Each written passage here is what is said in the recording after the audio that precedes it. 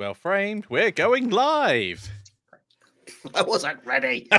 You pushed We're- the button. We're going live. Good evening. So I'm going to start by saying we've got a bit of a new setup here. So we do need to check that everybody can hear Jan. No, Well, he's that right way. now I don't see myself on YouTube yet, but yes, hello, I'm here. Can you hear me? Is the volume good? So it should be a lot there we more go. Yep. slick with me, or less faffing around now. And Jan's quality of his video should be a lot better. We've spent a couple of hours trying to figure out how to do it really smoothly, and I think it's going to work out really well. So you can hear us. That's brilliant. I don't know if audio should come through as well if there is any, but there isn't any in the game yet, so that's fine. That's true. So hello, Gerald. Hello, Louis. Hello, Speedy Boy. Hello, Governor. Hello, Mikey. Hi. So the one downside of this is I have to tab out to look at the chat, so I might miss some of the stuff, but I don't think I will. So Michael, how have you been? Why am I so? Are you so what? Oh, you changed your color temperature. So yeah, I've been in need of coffee recently, and I lied earlier. I said to Jan, "Oh no, I've got water. I'll be fine." And then he tempted me by saying the word coffee. So, cheers. I don't think I did. I said cuppa. That'll be it. Yes, very nice. And hello, Pakosh, and hello, Roderick. Yeah, that's good. I'm also quite sleepy, but that seems to be normal for me these days. That's fine. So yeah, we got some stuff to show you and some announcements to make throughout the stream today. So, shall we crack on and actually show them the temperature, the color thing? All right, color selecting. We're going to be running this from my computer, not from Mikey's. Mikey has horrible transparency issues. And my computer's too good for Godot. I am opaque. Let me just put this on vibrate. All right, so I've got my screen shared. So if you pop it over. Yep. And right now we're going to pick one of 5 randomly selected environments. This one is the toxic environment, as you can see. And I can bring up my torchlight. It's a little bit jerky than it normally is because I'm transmitting at the same time as playing. But as you can see, it completely changes the thing. However, I'm not happy with just doing it randomly. I don't just want to do it at runtime while I'm testing it. So I can press 1 on my mouse and get default, or 2 to get frozen, and then we could let it go. And I can go to 3 for toxic, 4 for desert, and 5 for volcano, which Mikey's not a big fan of, but I was just playing with ideas. Yeah. So why don't we go to the desert for now? And you can see all the fires particles have changed. Any light that isn't supposed to be another color, like these lovely purple lights, have changed. These candles will change depending on what environment we're in. Not just the light, but the particle colors themselves. But the skulls don't have flame, they have highlights, as demonstrated. So they're not changing. Let's go back to the desert. We've also got a couple of other things. I've put these at the end of. So there we go. We can go in a nice dark thing, barely lit with a horrible green light. Go here and treasure. Yeah, I'm loving the fact that at the moment, now the global illumination system is turned on. So we've got this. SDFGI, yeah. So we've got this lovely area that can be completely pitch black, and we've got. And we've also got some traps, which I did not see until you turned your torch on. Yeah. So yeah, we've just been sort of trying different ways to make this as atmospheric as possible. And I'll show you the system we've got in a moment, but you can see like the fog is here, but when we change it to, let's say, toxic, it seems much lower to the ground. But if we go to frozen, which I believe is 2, then it seems much denser. We're just changing the color. We're not actually playing with the fog variations. Yeah. And the system we have for that is, if I go to... I'll just jump in here real quick. Yes, Gerard, it is Godot 4. This is Godot 4 Alpha 2. Yes, Alpha 3. It updated, remember? Alpha 3. Yes. Thank you. Yep. So let's look at the template. Okay, great.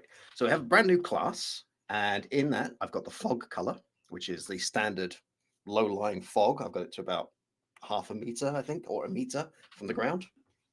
I've got the volumetric fog, which is everywhere, but you'll only see it far away. And it'll also cause like haze around lights and so on. Depending on the colors you choose for this, they'll be more or less visible, obviously. We've got the actual firelight color, and then we've got a ramp and a name. So if we open whatever one this is the desert colors. I've got the colors I've picked here from palette, and then I've made a little color ramp, and it's very easy to make new ones. Now, at the moment, I can't do a typed array for resources. I can do a typed array, but I can't say these are all resources. It just doesn't like it. So what I'm doing is I'm hard coding them in, which is not ideal, but alpha. So here they are. So if I want to make a new one, should we make a new one? Let's make a new one. If I want to make a new one, I'm just going to inherit from here. Boop. Yes, Louis. Bob is now floating higher. Jan's brought him up to head height. I have. I was tripping up over him. So Bob is flying up. Let's not call this bad. We'll call this Livestream. Okay. Livestream. Great. Okay, so we're doing a forest. So that's what we. Oh no, wait. I need to. Is this your first time using Godot again? There we go. Gotta go from here, then call it forest. I teach this for a living, There we go. And then I can save it in the environments. Great. And then we just pick our colors. So our fog color, it's going to be a forest. Let's do a nice sort of dark brown because it'll be quite hard to see. A nice dark brown. It's a nice dark brown. However, I'm going to pick this pretty yellow light. My firelight is going to be a warm orange. Nice. And now let's pick our actual flame colors. So there's a new gradient, and I'm going to start from here. I'm going to end here. And now let's pick some actual fire colors. Nice. I didn't know you could have so many divisions in a gradient in Godot. I've learned something new today, folks. Okay, so now we're going to put that in. So let's go to our dungeon environment maker. Is this one? No, dungeon environment script. Here we go. And I'm just going to go to here and find the new one we just made, which is forest, and drop it in. Two things. Now, you can click and drag from there. That is awesome. Always good. Now, because I'm hard coding this at the moment, I need to copy this because otherwise I'm not going to be able to do it manually. This is not ideal. Hot code. La la la la la. Don't at me. I'm looking at you. Let's go to our project settings and just bind the key 6.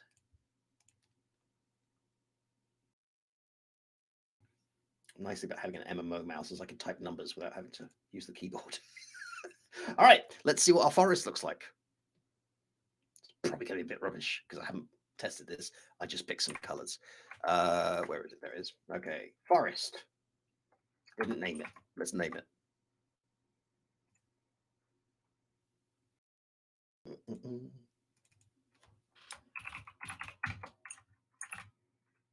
Once more with feeling.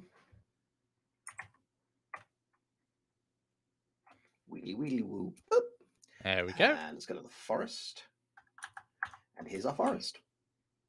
Now, this doesn't look very foresty right now. I should probably have picked green fog or something. So let's do that real quick. I love how you can very quickly just hop in, change this parameters. This is the benefit of now. doing them as a class, right? Because I've defined what this class is, and you can see the new keyword here, export color no alpha. So it knows it must be a color. And we're not going to use an alpha. I can specify an alpha, but I don't want one, so I'm not going to bother. Let's do a much darker green in the volumetrics. And let's make you much brighter. So yeah, because it's all modular and they're working from a template, it's very quick and easy to make one. If we just launch the thing, there we go. So does this look like a forest? It looks significantly different from the previous one. It's a much lighter environment now.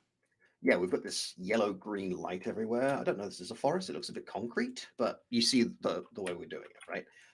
With the color palette we've got and so on. Now, the way I would use this is I would suggest bringing in specific enemy types, maybe specific decorations, maybe even specific room types, depending on which dungeon environment you pick. Because if I'm going through a toxic swamp or I'm going through a frozen dungeon, or I'm going through this horrible purple volcano thing, I expect to find something different. It shouldn't just be the lighting. But this is an easy way that we can just say, okay, here's your resource, go on in. And if we look at the script real quick for these whilst resources, you're going through there, so Governor, how many FPS do you have? Is it it's some kind of laggy? So we've got a couple of issues when it comes to that, and they're all streaming related and not game related. So Jan's system runs at 60 frames per second locked, which is like yeah, a screen.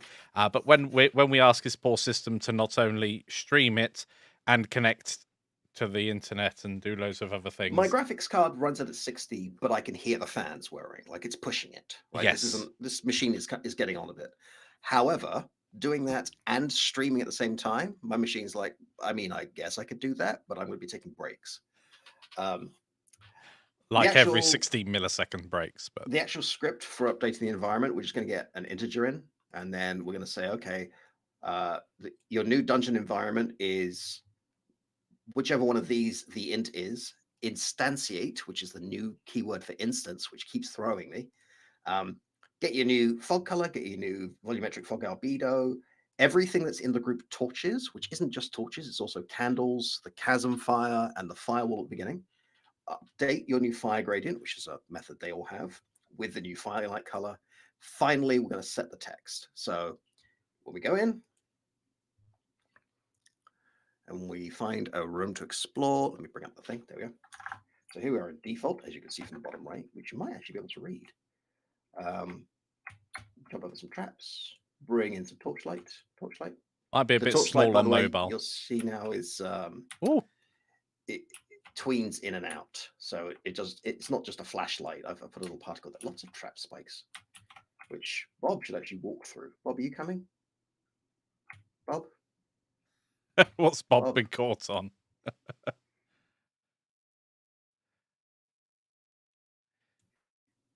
There he is. What, are you just reading? He might. So yeah, I've just, I mean, like 10 minutes ago, moved it so the navigation mesh isn't registering these trap things, although apparently it is. What are you stuck on? So it should mean that you can bring NPCs. Are you coming? I don't know what's wrong with Bob. There's some sort of bug. I'll have to fix it later. You should be able to bring NPCs through traps. But let's go find a room and see how these environments make it feel different. I would also want to do this with different soundscapes and sound tracks. But here we are in a shop, and his default is frozen, toxic, I'm slipping under. dessert. Mm. Oh my goodness, it's red. And this horrible concrete bunker we just made. Yes, when I gave this to Mikey, the first thing he did was go.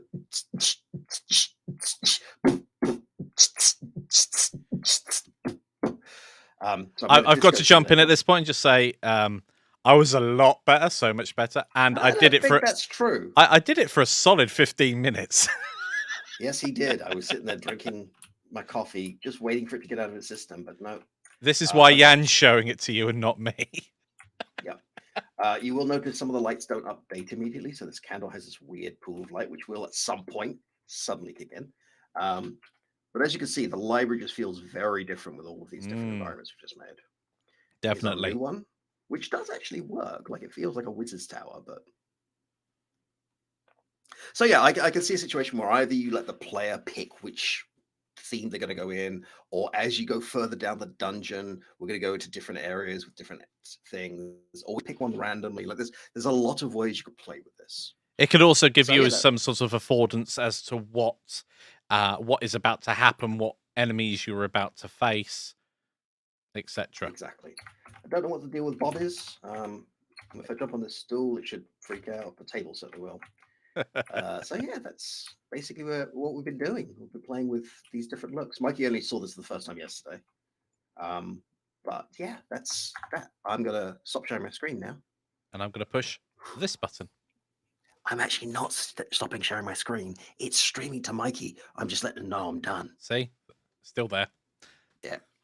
So much easier now. I can just push one button. Oh, I need to reload that. Okay. I can even go just full me as well, which is awesome. Well, some would say. I've heard. Yes, I am indeed hoarding the FPS Like the at the, toilet roll. at the beginning of a pandemic. Yes. Give us those. Yeah, so Bumps.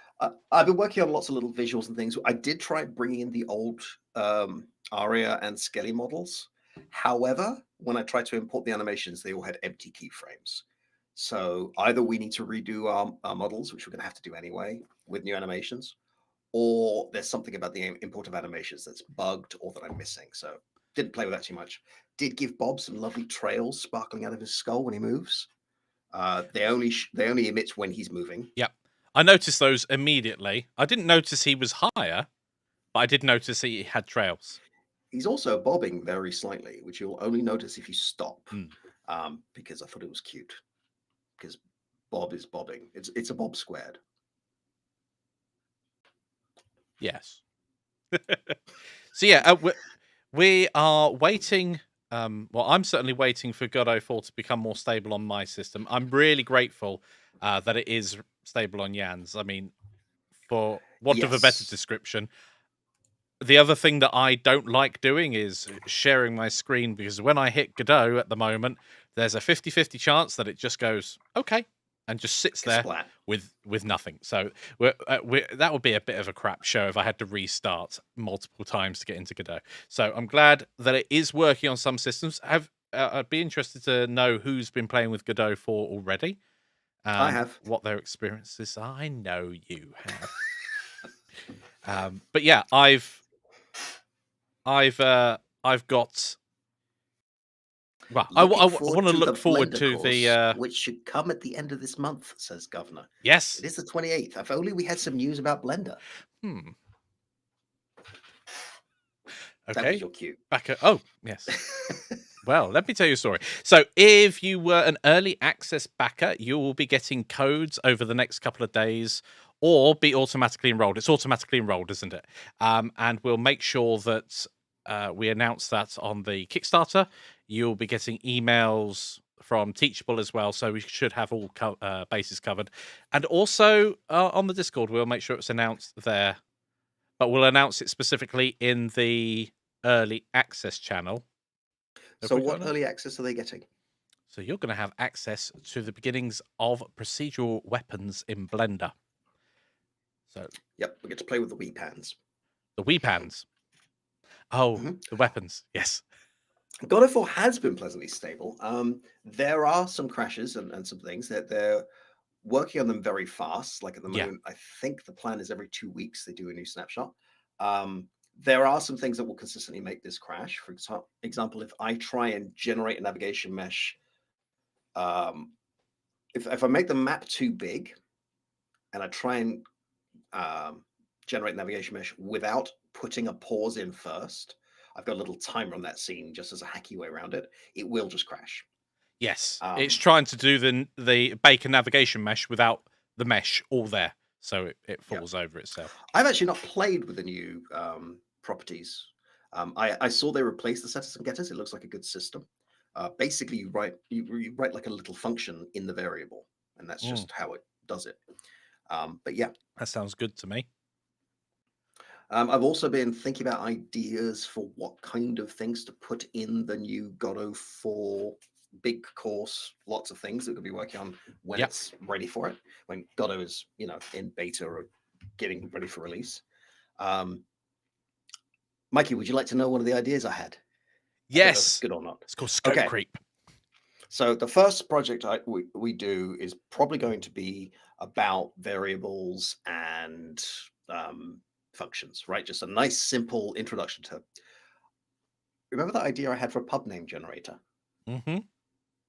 So if I give to a file, a JSON file or whatever with nouns and adjectives, and then we just write the rules to show here's how you set a variable, here's how you write a function. Yeah. Here's how you load a config file or a JSON file, which is a little bit more complicated than these that we were doing before. But we did introduce arrays very early. and here's how you bring it in. Then we can do the conditionals, and then we can bring in arrays and dictionaries, and we're ready to go. Yep. C# is a thing that I know they're working on hard. Hi Todd. Hi Hey, Jovelin. one thing that Spectre said there was Godot 4 has been pleasantly stable. I must say that it sometimes doesn't launch for me, and I don't know why. You've got a few problems. And I haven't heard many people talking about the transparency issue you've got. Yeah, I've got an issue with transparencies. We showed it last week. It just ends up where the transparencies are rendering. It looks like a render order problem where it's rendering stuff behind, or rather rendering the things that should have transparency on them in front of I have other actually solid tried objects. increasing the render priority Yeah. on specific materials, but you didn't notice any difference, so I didn't bother telling you I'd done it. No, I'd gone through lots of different settings, just trying out various ways. But I think we might be an edge case when it comes to how we're using. Yeah. I mean, we are pushing Godot at this point. We know that, and that's kind of what we've been doing for a couple of years now. Jovlem, yes, it is too bad that the mobile Vulkan renderers. I heard about that. I did see a tweet from Juan who was talking about they might go back to GLES. I think they said. Turn your GP off, not again. I told him just go for Linux, but and then so little bit of a segue. Yaz said go over to Linux. And I was like, yeah, but you've had at least 2 problems in the and then I get a blue screen when I'm restarting my computer. I haven't had any kind of problem since I got this machine, and that was last April. I've not had one crash the next day. Blue screen after. I showed you, you know. Yeah. Yes. I mean, there's a lovely green screens. So well, Mikey's is nice. This is the light side. That's the that's the dark side. Oh yes, recording. There has been lots of recording. The other thing is the LMMS course has officially finished. It's all done. It's all there, ready. Congrats. I completely forgot about that. It just I've gone from one thing and falling in straight to another. So if you were waiting for that to be finished, because I know some people they just want to not have it in dribs and drabs. It's there now. Go through it, share your creations. If you create music that you are happy for others to use as well, one of our long-term goals at Canopy Games is actually to build up a repository of assets that our students have created that you are happy for other students to use in their projects. Yeah. And I think that would be a great way of building up collaborations and teamwork within our community. Spectre points out that he wasn't having any transparency issues on his Windows. I mean, this is the thing when you're dealing with PC, whether it's Linux or Windows, is there's so many different drivers and variations and so forth. Yeah. It's actually really hard to pinpoint the specific issue. And because we thought maybe it was a Vulkan issue, maybe it's a NVIDIA issue. I don't know what's going on. Well, one of the other issues is I would be quite willing to step through or step backwards each revision of NVIDIA drivers to see if we can find one that works, but also Godot's alpha. So we're in this position where we don't actually know where we're fighting. Is it the fact that I'm running a certain chips? I don't know. There is something on the Godot 4 Git issues that someone reported saying that there was a draw order problem with transparencies in Vulkan. And someone else said, yes, this is something we had in 3.3 and it got fixed there, but it's not on master for 4 yet. So I don't know if that's the same thing, but I mean, transparencies are so commonly used, but Godot 4 Alpha's probably not being commonly used yet. So there's this and we're expecting things to break. I'm expecting navigation mesh to crash as a desktop. I'm expecting my mouse to be stolen every now and again. It's just what it is. Jenko says Linux tends to be a good experience compared to Windows. Yes, for some people. So my first couple of times using Linux was really bad. My current time using Linux, I've been using Pop! OS on my laptop for 3 years. I've been using it on this thing for almost a year now. I used Linux exclusively for 2 years. I used Pop! OS exclusively for 2 years, and I had an amazing time. I then came across one particular issue because I was working in Unreal Engine at the time, and the NVIDIA drivers didn't allow what's called, I think they call it parallax, where you end up with the geometry gets displaced automatically. Right, I remember this. And I was like, I prototyped it all on my Windows laptop whilst I was away, and I came back to record it. I sat down, and I was like, why is this not working? I'd followed through all my steps, went back to the laptop after about a day of like banging my head against the wall. I was like, oh, it is working.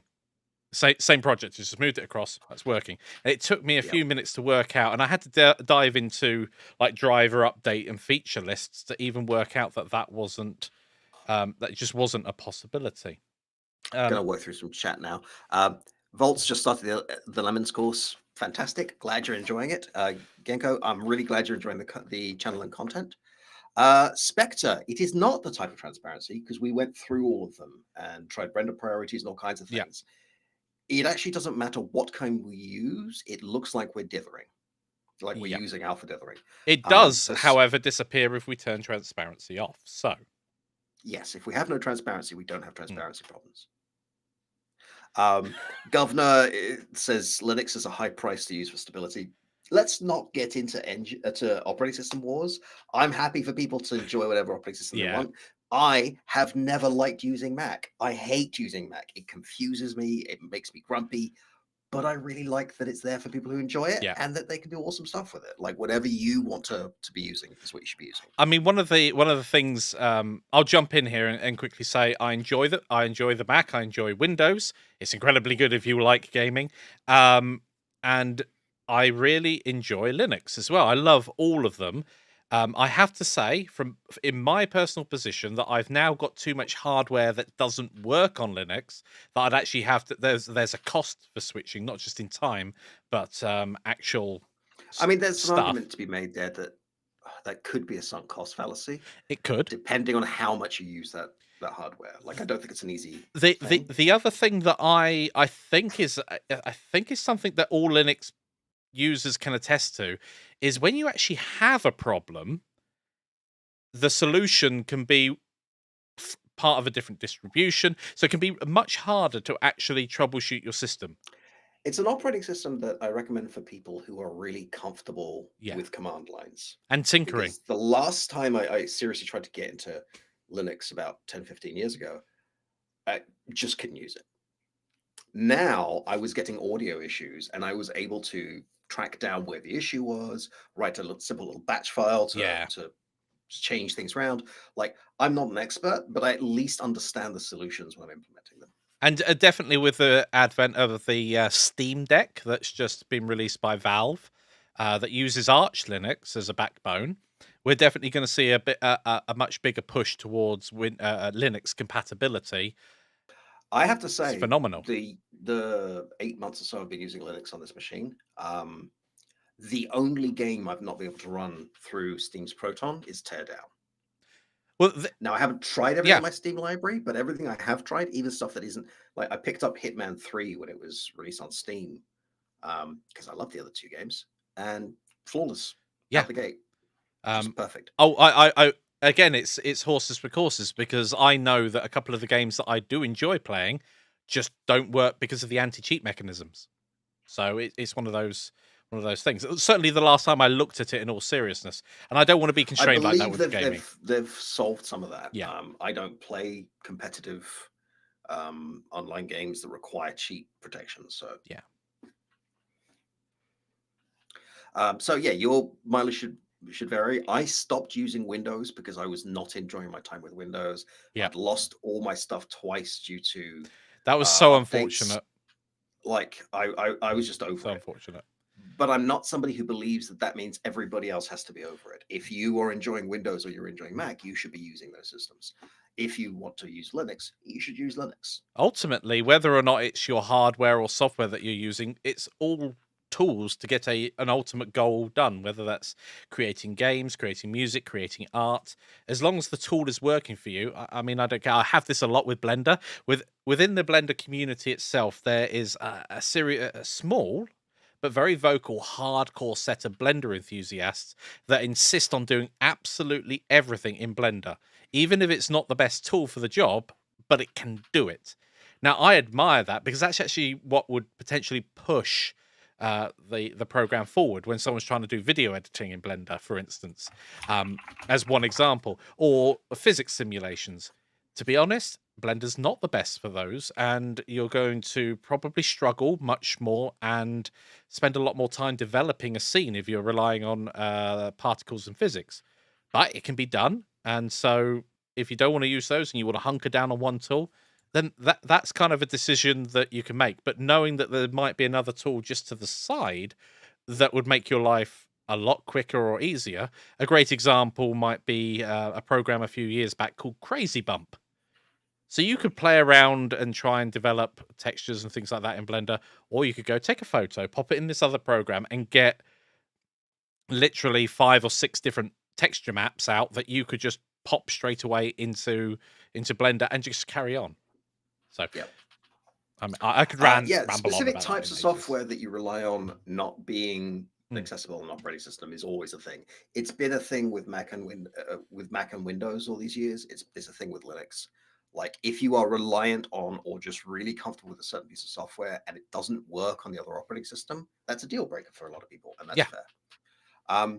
I will say that with because Genko says online games can be tiresome. I do like playing online, but I'm also 45 and my reflexes are not as fast as when I was 17. So while I used to play Unreal Tournament, and I wasn't very good at it, but I had fun, now it's just not fun.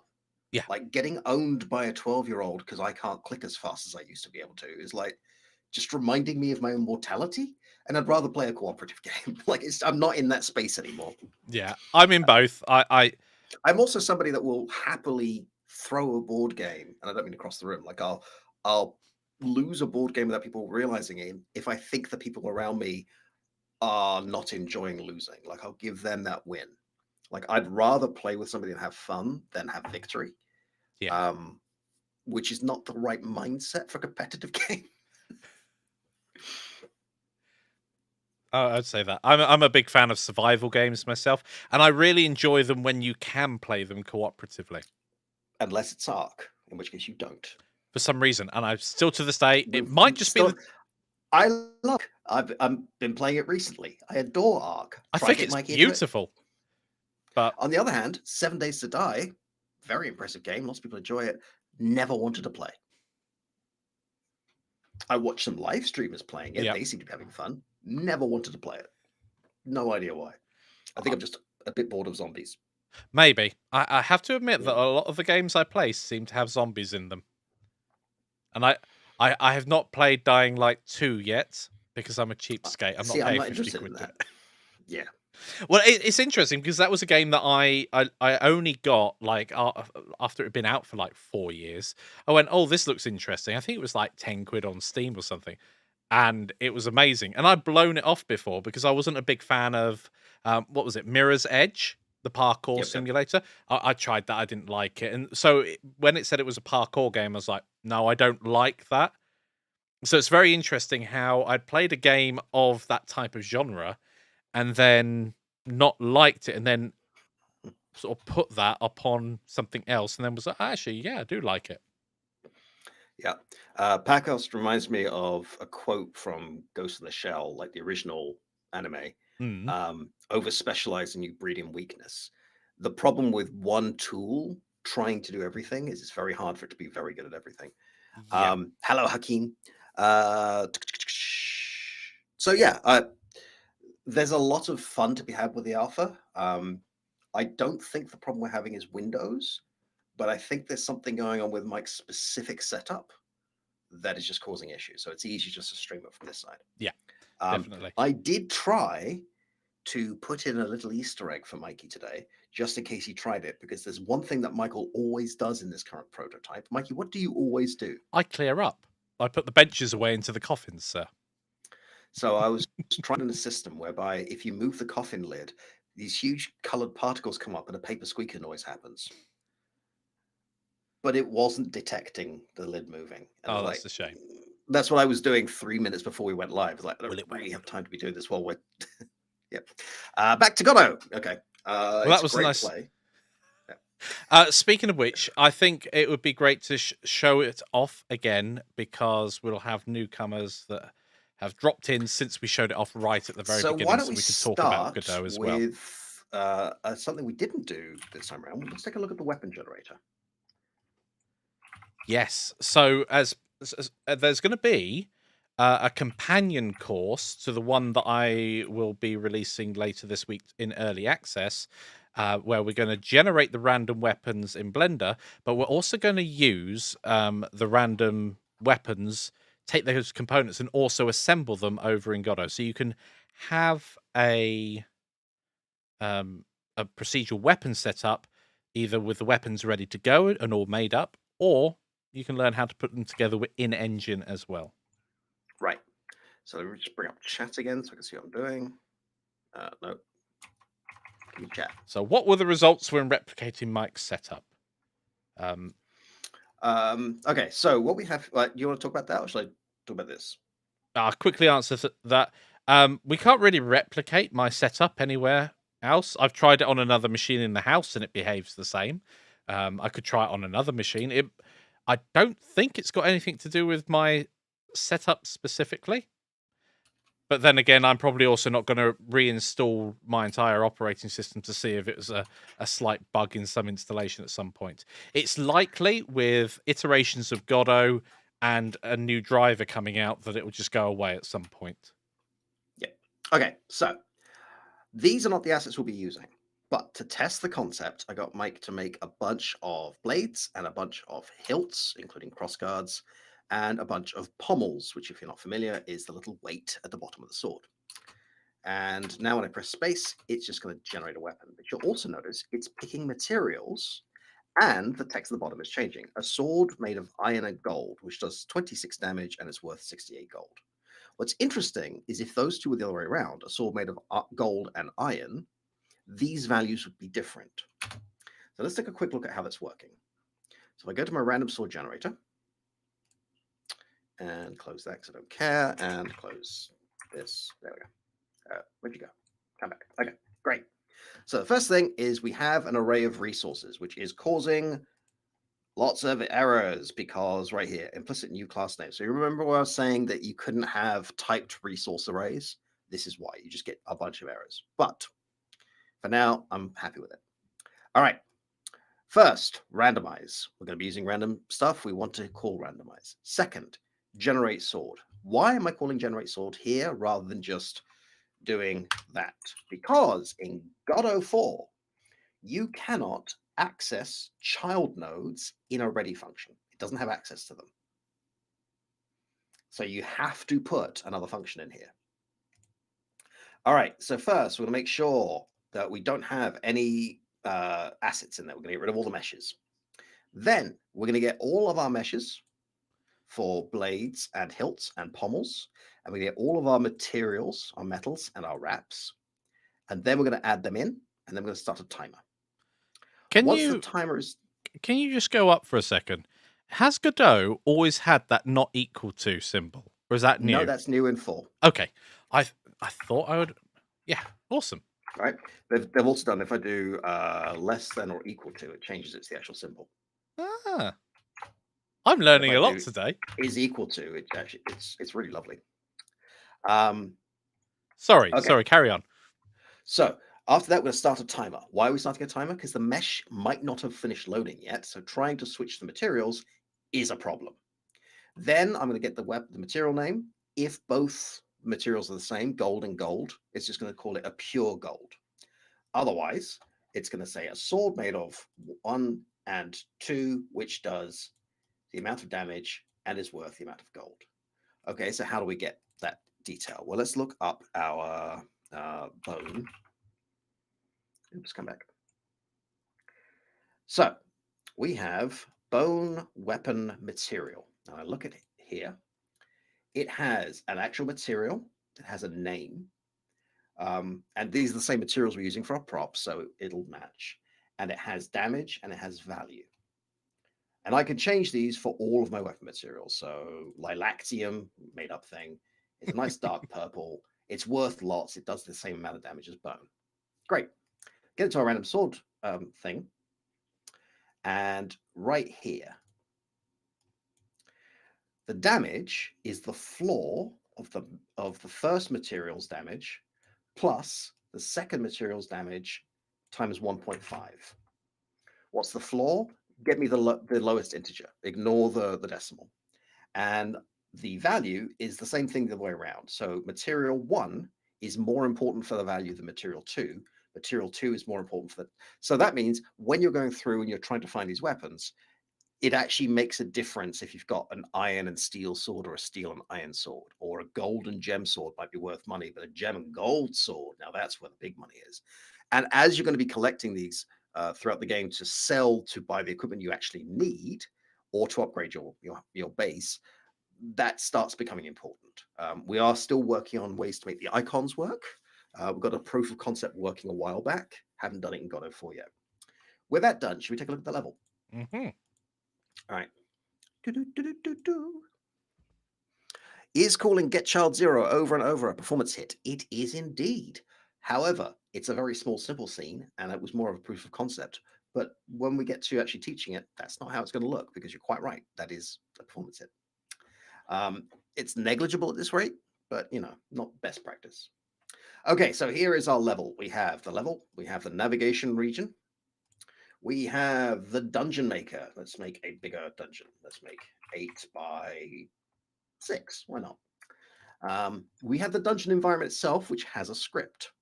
The script can pick between 7 now that we've just put the 7th one in, different environments, and we have a little label tells us what it is, and we have a timer, which is going to say, after the level's been made for 1 second, start making the navigation mesh. If I don't put that in, Godot 4 crashes because alpha.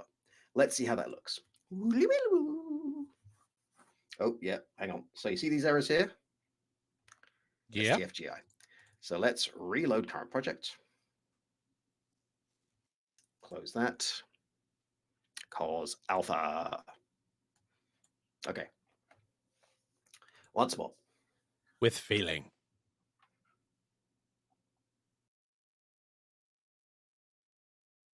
Oh, right. It's open behind. There we go.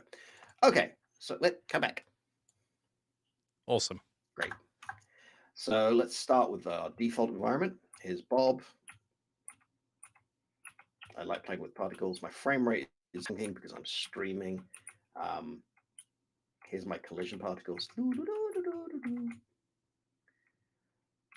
we come into this room, nice and dark. I can bring up my torch spell. I've put this on a tween so that no matter what the level is, it will raise and lower smoothly. Here we are in a frozen level. Is Bob stuck? Yes. Oh. I wonder if he's getting stuck on things now he's higher up. I mean, it was a very sort of... No, because it's the mesh is higher up. He isn't. Okay. Yeah, that makes sense. So yeah, here's our toxic level. Here's our desert level. Desert. Here's our volcano level. And here's the one we made together that I called forest, which clearly isn't a forest, but is kind of weird. The idea here is to make as many different kinds of atmospheres as we can for the game. And then that would allow us to do things like pick which NPCs, pick what kind of loot, pick maybe what kinds of rooms we get, stuff like that. Yes, Bob is floating now. Let's go and see if we can rescue Bob. Actually, let's try a different dungeon. Let's have a 50% chance of rooms. Sorry, 50%, not 500%.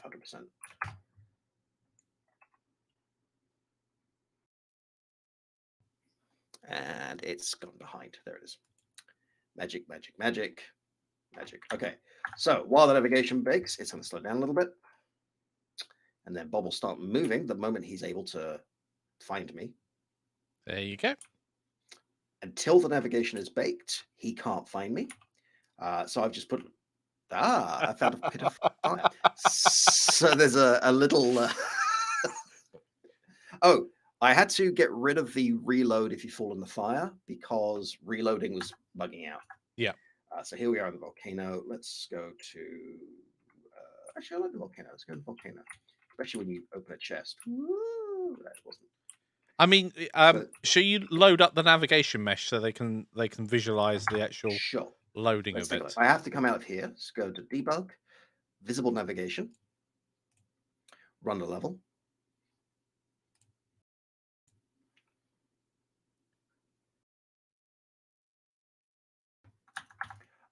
The cause of the FPS hit is I've got a lot of fancy effects going. They run at 60 frames a second on my machine, but I'm also sharing my screen and my computer hates it. Okay, so these green lines, that is our navigation map. And you'll see this trap is well within the navigation mesh. So in theory, you could lead an NPC into it. Whereas the spinny blade, which is around somewhere, has an obstacle in it. So they will try and dodge that. Here he comes. Yeah, Spectre has it. Like nothing about this is optimized. It does run smoothly. I've put on all the fancies I can. We've got a lot of particles. They're switched off when you're 50 meters away or more. I've got occlusion culling on, which helps massively. But when I start streaming, we get jerkiness. It's actually more jerky on the stream than it is here. Trying to stream at 1080p on a slightly old machine is going to do that. Yeah, Let's go the into... quality is definitely higher than we've had trying to use Discord in the past. So I'm really happy that it's actually working. Yep. So yeah, here we are with the default, and then we go to the one we made. So the idea is just to make this feel like very different environments. I would put that in with soundscapes and different music and different NPCs and so on, but that's what we're playing with. We're playing with ways to make this atmosphere feel very different. Hello. Now, Bob can't get to me. However, if there is another way around, he will attempt to find it. Is there another way around? Let's find out. It is possible. If you go looking for Bob today, you better go in disguise. If you go looking for Bob today, you're in for a big surprise. Sorry. I do like this throne room. No, there isn't another way in. Great. So let's go hide in the shop. So we've got a question here about how do you put a wall in between two floors, basically to make an adjacent room when using grid maps, since the floors and walls are different sizes? Well, okay, that's a good question. When we are using grid maps, what we do is the floors are 20 meters squared. In fact, let's close out this share and do my face because easier to explain if you can see me. Yeah. Okay, so the floor is 20 meters squared. The size of the grid is 10. So at 0, put a wall, and at grid 2, put a wall. Don't put a wall on 1. So we're just using multipliers. We're actually not using a grid map right now. We are building we have Room Builder as a script that is being placed in a grid, but we're not using a grid map. We can use a grid map, and especially now that navigation bakes at runtime, but we're not doing it. Yes. When it comes to actually designing the assets, there is a certain approach you have to take if all of them are going to connect together, whether that's in a grid map, procedurally, or any other manual assembly.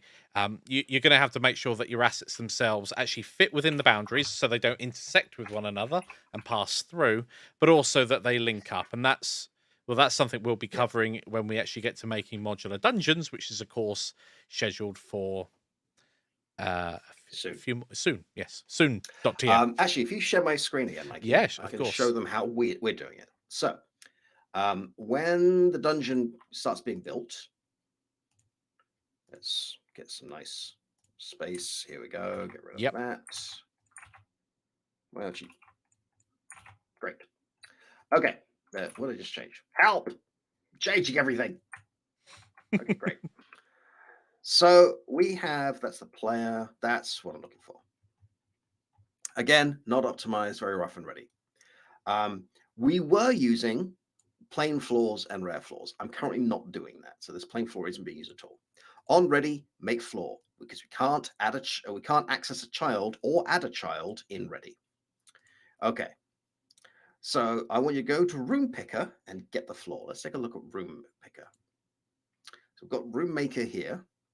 Oh no, Room Picker, sorry, is an auto-loaded script. So if I go to Room Picker, it's just a list of all of the assets we're using. Right? So they're globally available. We can do it.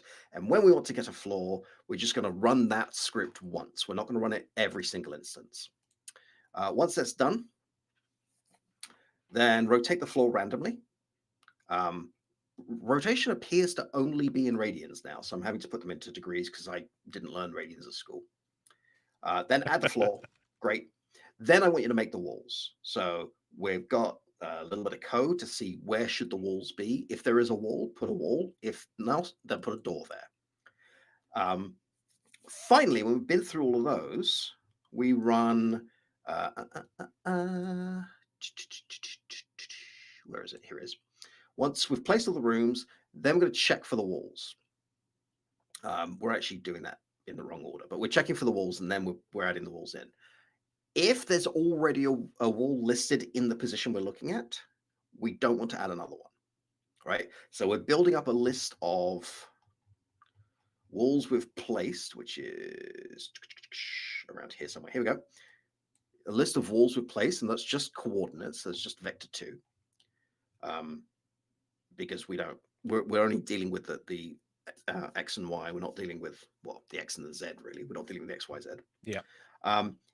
If the wall isn't already in the list, add it. And if it is, ignore it. If there's no room, we're going to put a corridor in, which has its own set of scripts and own set of floors. And then once everything's ready, we'll load the character in. Meanwhile, we're waiting for 1 second. And when that second is done, we are running this. And we're saying navigation region, I'd like you to bake me a new navigation mesh. And that's it. I actually haven't been following Steam Deck at all. I mean, it's an amazing value as well, considering what it is. I know very little about it. I haven't been looking. I haven't used a handheld console since the 90s. Just not been looking. I'll have to do some research before I can talk intelligently about this. Mikey, you can talk about it without doing any research. It's fine. Steam Deck looks amazing. Especially, I think the entry level's like 400 quid, which for a really powerful portable computer, I think that's a really good deal. Yep. Now it's a brand new first gen device, so I've grown out of getting bleeding edge technology, and so I think people may, like most times, have issues with first generation, first batch run devices. But they may have solved a lot of that, and a lot of issues these days can be solved with software updates. But yeah, I'm really excited for it. I'm excited it's out there. It seems pretty cool from the tiny bit I know, which is I've seen a picture. Yeah. I mean, it's real competitors. I don't really have the disposable income right now to be buying handheld consoles when my desktop plays games great, and I like that better anyway. So, also, I'm a bit worried about using a handheld with arthritic hands. It's pretty much just holding a big controller. Yeah, that's one way of looking at it. But yeah, I would be highly tempted, but I haven't played your VR games. Yes, I bought Alex at Christmas, and yes, I even moved my office around specifically so I had enough space to run away from a head crab and cower. But no, I've not. See you, Louis. That sounds like an exciting way to leave a stream. We are coming close to the hour. So before we ask the traditional question, quick recap of what we talked about. New dungeon atmospheres that we've been making. Really environments with lighting and flame particle changes. Played a little bit with navigation mesh. looked at the weapon If generation, and then talked about the upcoming course from Mikey, which is So procedural weaponry in Blender. I'm really looking forward to this. If you purchase the early access tier, then you'll be having an email this week, and you'll be auto enrolled into the course, and you'll have early access to that. In terms of how things are going to be coming after, listening to feedback on LMMS, people preferred the sections coming as sections, so that's what I'll be continuing to do rather than uploading a video as soon as it's available. I'll just upload section at a time, and announce when it's ready. Well, not upload a section at a time, but put live that publish. section. Yeah, I'll publish Yeah. them one section at a time, and I will announce that when it happens in the Blender channel. In that particular case, as I've been announcing in the LMS channel for LMMS stuff, of which the music course for the RPG is complete. So if you were waiting for it to be complete before you started taking it, it's there and ready for you. Yep. Meanwhile, we managed to get past 1,000 subscribers last week. Did we? Yeah. Nice. So thank you very much, everybody. Hey. That's we really love the support. That's awesome. Meanwhile, I'm playing lots and lots with Godot 4, trying to get different things working. So now we're coming up to that point. Do you people have any questions, concerns, thoughts, interpretive dances, jingles? I thought you were going to add to that, but you didn't. No. So, thanks. Yes, 1,017. I was just going to go. I was looking at the channel. I'm going to do what I love doing, and that's looking at the channel. And whoa, whoa, whoa, whoa, whoa, whoa, whoa! What happened there? There was a We huge. just lose 1,000. No. There's a steep engagement curve, which is awesome to see. Yeah, I mean, it's great. And thank you, Hakeem. So, yeah, we've kind of, at least on my end, been on a sort of playing with code, but being quiet in the background, and also dealing with my new meds and stuff, which has made me very sleepy, but they are working, which is lovely. But now that Godot 4 is an alpha, it's a lot easier to get content out. And once it gets into beta, I have some ideas of how to do some really cool stuff. And for those of you who don't know and know the Discovering Godot course, which is the full course I made for Godot 3, yes, I am planning on making something of that scope and of that type for Godot 4 while working on this, which is a stupid idea, but I've already committed to it, so I guess that's what we're doing. Well, it's great because it actually goes. They often go in tandem with one another anyway, because you'll be It also teaching means I don't have to be thinking concepts. about just one thing for the entire week. I can switch out. I like doing that. So yeah, if you guys have any questions, now's a good time, or comments. Thank you, Hakeem. I'm glad you enjoy our stuff, and Smiley, and all the rest of you. Hey, Jan, I thought this right at the beginning of the stream. So, when we put our title in for whatever it is, live stream, and then we have an update, we should probably mention the fact that we are talking about Godot 4.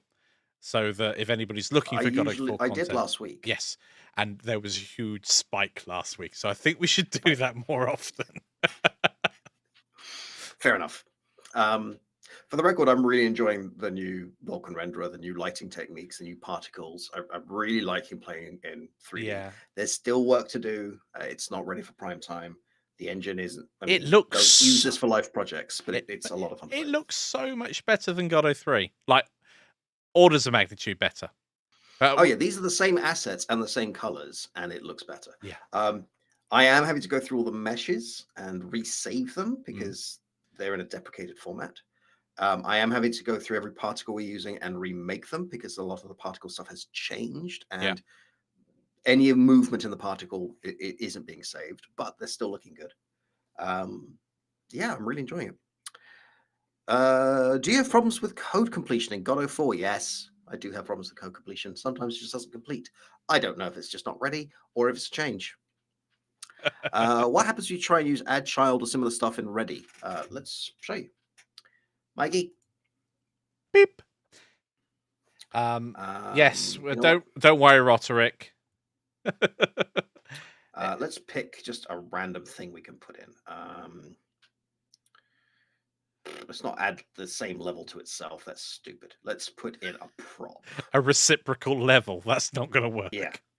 Let's put in an altar. Okay, so...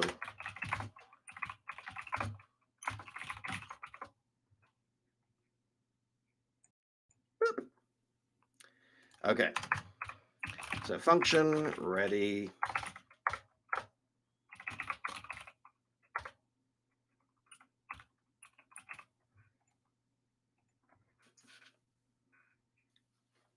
Oh, wait, I have to put an instantiate.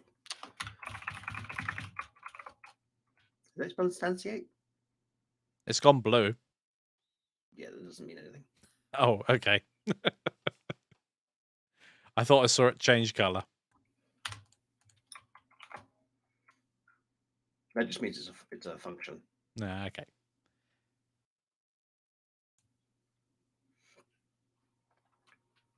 That's what happens. Non-existent functional. Oh no, that's because I misspelled instantiate. Instantiate. Thank you.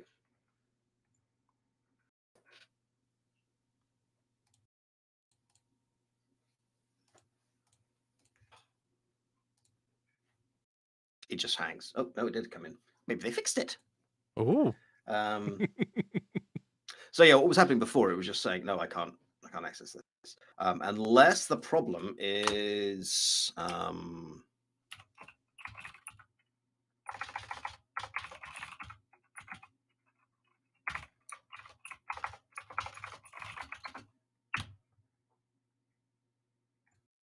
They may have fixed it since the last time I played with this, but it was just crashing to desktop. Like it was like, no, I'm not doing that.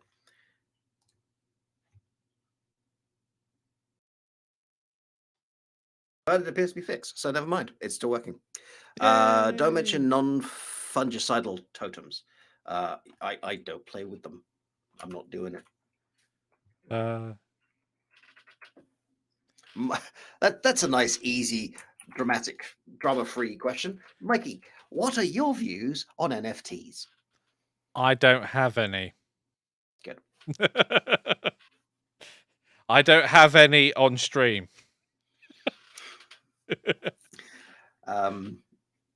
So yeah, Alpha 3 is being worked on very fast. They've been fixing lots of bugs. It could well be that bug has just gone away, in which case, hurrah. Yeah. Hope it would be enforced by now, since it's one of the main errors that happens to beginners. Yes. It might just be that I'm misremembering the bit you can't do, which is entirely possible.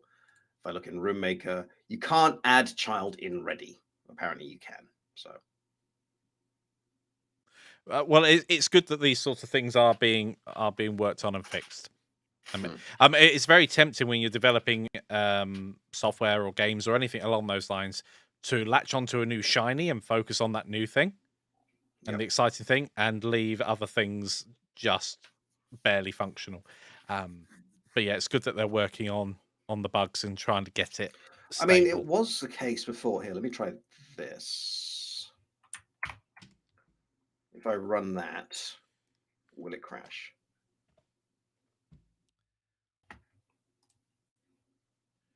Nope, it's working now. Okay. So it was the case in 2 that I had to make this function because this command on line 20 was just crashing. Like it says, I can't do this. It was a p add child or something. But yep. Genko's got a question here. It is absolutely better to separate the code. Like it's more readable. It's better practice. You should be following the principle of single responsibility, where every script does one thing and every function does one thing within that. And it should be very, very easy when you look at the thing to say make floor makes the floor. That's all it does. It doesn't do navigation. It doesn't do lighting. It just makes the floor. So yes, you should absolutely be doing that. Yes. So when I'm writing a Blender script, I often go through it incredibly functionally to begin with. I'm a very functional programmer. I've realized that over the years. So I will write the script in a very linear fashion and then come back to it later and improve it and put functions in, whereas they might not have existed in the first pass. Now, I don't know whether that's good practice or bad practice, but I get the result much quicker than I would by filling out and creating functions and starting to think about my code more holistically. I think there's a merit to approaching coding both ways. once you're more experienced and you know how you are approaching a particular solution, then by all means, it makes sense to approach it. But when you're not sure about how something's being solved, rewriting and changing functions around can actually slow down my creativity when it comes to trying to get that code functional. I got into the habit pretty early on of making each new thing do a function. But sometimes when I'm just like scribbling down an idea, Yeah, that's I what I do mean. tend to do bad habits. Yes, Godot 3 has a new update, which I haven't played with yet. But yep. Yes, I've done that before. I've Yeah. been in a position where I thought a macro about the code and put in all the functions that I want to do, then come in and fill out all the functions and make sure they're Yeah, working, and then go it's a back great up way to the main of function breaking it down. and calling all of those functions. At which point I could have written the small bit of script that was supposed to do the one thing. And it's also like a good way of reminding yourself, like, I've written the same piece of code 7 times. Yeah. I need to restructure this. I should be calling this once with a different argument each time. Yeah, I do it on. I will, if I'm writing my script, realize if I'm doing something for the third time, it just becomes a function at that point. I mean, that's why I made the room picker script, because I was running room maker each time, and every single time they were preloading all possible floors and all possible walls. Yeah. And it's like, no, run that once. You only have to load that to memory one time. You could just instantiate it as much as you need to. Yeah. So yeah, I think we are coming, well, we've actually gone past the hour. We have. Yeah, so exciting times. I'm really looking forward to getting this to you guys so that you can start making the stuff. I'm looking forward to hearing your Lemur's music and seeing your modular weapons soon. So we will see you all next week, same time. And thank you for joining us this evening. Yep. And stay safe out there. Bye. If I'm doing this with Push two it. hands, I can't click. Push it. See you guys. Thanks for joining us. Bye.